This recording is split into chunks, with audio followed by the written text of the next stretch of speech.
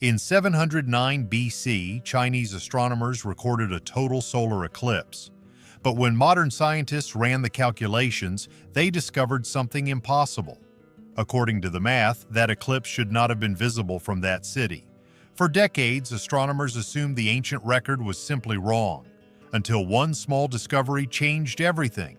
The location of the city was off by 5 miles. Here's the full story. The Duchy of Lu, ancient China. The capital city is Qufu, and the state record keepers there documented every significant event, wars, natural disasters, celestial phenomena, in a chronicle called the Qufu, or the Spring and Autumn Annals. For that year, the entry is short and unambiguous. The sun was totally eclipsed. No embellishment, no drama, just an observation. Now, these records weren't kept casually. For ancient Chinese civilization, a solar eclipse wasn't just an astronomical event, it was a signal from the heavens, a moment when the emperor's authority itself was called into question. False records had consequences, so the people writing these things down were meticulous, which made it all the more frustrating when modern astronomers said, "This eclipse couldn't have happened here." To understand why, you need to know one thing about total solar eclipses. When the moon's shadow falls on Earth, it doesn't blanket the whole planet. It carves out a narrow path, usually somewhere between 60 and 120 miles wide. Inside that path, the sky goes dark, stars come out, temperatures drop. Step just outside it and all you get is a faint partial eclipse, easy to miss. So visibility comes down to one thing: being in exactly the right place. When researchers plugged Qufu's coordinates into their models, the shadow band for 709 BC didn't come close. The record was either fabricated or wrong. That impossible label stuck for years. Until Associate Professor Hisashi Hayakawa at Nagoya University asked a question nobody had thought to ask. Hayakawa has an unusual background. Doctorates in both solar physics and East Asian history. He can read the sky and ancient texts, and when he brought those two things together, he landed on something deceptively simple. Are Qufu's coordinates actually correct? That sounds absurd. Qufu still exists. It's a well-known city.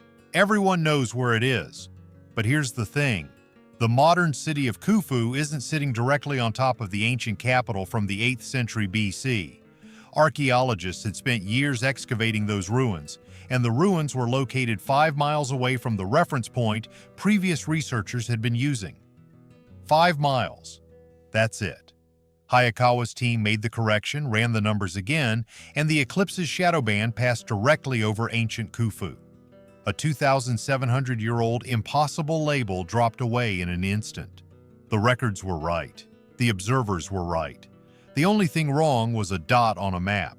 But solving the mystery was just the beginning, because buried inside the historical record was something even more surprising. There's a second document connected to this eclipse, the Hanshu, or the Book of Han. Written roughly 7 centuries after the event, it contains this description. The sun was yellow above and below. On first read, that sounds poetic, maybe symbolic. But Hayakawa's team recognized it as something else entirely. That's a description of the solar corona. The corona is the sun's outermost atmosphere, superheated plasma reaching millions of degrees. Under normal conditions, the sun's own light completely drowns it out. But during a total solar eclipse, when the moon perfectly blocks the solar disk, the corona becomes visible. A faint, luminous halo, sometimes tinged with pale yellows and pinks, streaming outward from the sun's edges. Yellow above and below likely refers to corona structures extending from the sun's north and south poles, exactly what you'd see with your own eyes during totality. If that interpretation is correct, this is the oldest surviving description of the solar corona in recorded history. Passed down through 7 centuries of copying and retelling, sitting quietly in an ancient text for 2,000 more years, and only now recognized for what it is. And that description turns out to be scientifically useful, not just historically interesting. The sun runs on an approximately 11-year cycle. Its magnetic activity rises to a peak then quiets down, then rises again. And the corona's appearance changes along with it. Near solar maximum, it blooms outward in sweeping, complex structures in every direction. Near solar minimum, it pulls back, calmer, more compressed, concentrated around the poles. A corona described as yellow above and below, concentrated along the north-south axis, suggests the sun was near a minimum at the time, which means this ancient record may be telling us exactly where the sun was in its cycle back in 709 BC. One more data point in a centuries-long map of solar activity that scientists are still trying to piece together. Hayakawa's team is careful here. The description only appears in the Honshu, written long after the fact, so it needs more corroboration. But as a lead, it's remarkable. Now let's talk about something that sounds technical but is actually pretty intuitive once you see it. Earth's rotation isn't perfectly constant.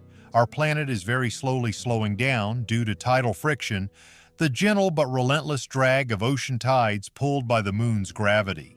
And over 2,700 years, that tiny change accumulates enough to shift which part of the world sits under an eclipse shadow. So when you're trying to reconstruct exactly where a 709 BC eclipse was visible, you need to know how fast Earth was spinning at that moment. Get that value wrong, and a perfectly real eclipse can look impossible on paper. Hayakawa's team calculated the delta T value for 709 BC at roughly 20,700 seconds, about 5¾ hours of accumulated difference between then and now. That's a meaningful revision from previous estimates, and it's what allowed the eclipse path to finally line up with ancient Qufu. And the effects didn't stop there. The team examined two more eclipses from the same era, 600 BC and 548 BC, and the revised delta T values updated those calculations too. 3 eclipses, hundreds of years of planetary rotation data, all cascading from one 5-mile correction. So what's the real takeaway here? It's not just that a historical mystery got solved, it's what made solving it possible. Hayakawa's team didn't come from one discipline. They brought together solar physics, East Asian history, archaeology, and astrophysics, and each piece was necessary. Without the historical expertise, nobody questions the coordinates. Without the astronomical tools, the correction means nothing. Without the physics of delta T, the timeline doesn't hold. Dr. Meng Jin, a co-author from Lockheed Martin's Solar and Astrophysics Laboratory, summed it up well. Some of our ancestors were remarkably skilled observers, and when you combine their careful records with modern methods, you can recover data about our planet and our star from thousands of years ago, data that simply doesn't exist anywhere else. Let's zoom all the way out. In 709 BC, someone in Qufu looks up during a total solar eclipse and writes it down. Simple words. The sun was totally eclipsed, yellow above and below. They thought it was worth recording. That note gets copied, passed along, folded into other texts, and eventually into archives that survive 2.5 millennia. In 2026, a researcher in Nagoya reads that note, runs the calculations, notices the numbers don't add up, checks the archaeology, 5 miles, and everything clicks. That's how science actually works. Not one dramatic eureka moment, but centuries of accumulated observations, wrong assumptions, quiet corrections, and people willing to ask the question everyone else forgot to ask. The ancient record wasn't wrong. The map was. If you enjoyed this one, hit like and subscribe. It genuinely helps the channel grow. And drop a comment. What other ancient mysteries do you think are hiding in historical records? Any civilizations or time periods you're curious about? Let me know. The next video might come from your suggestion. See you in the next one.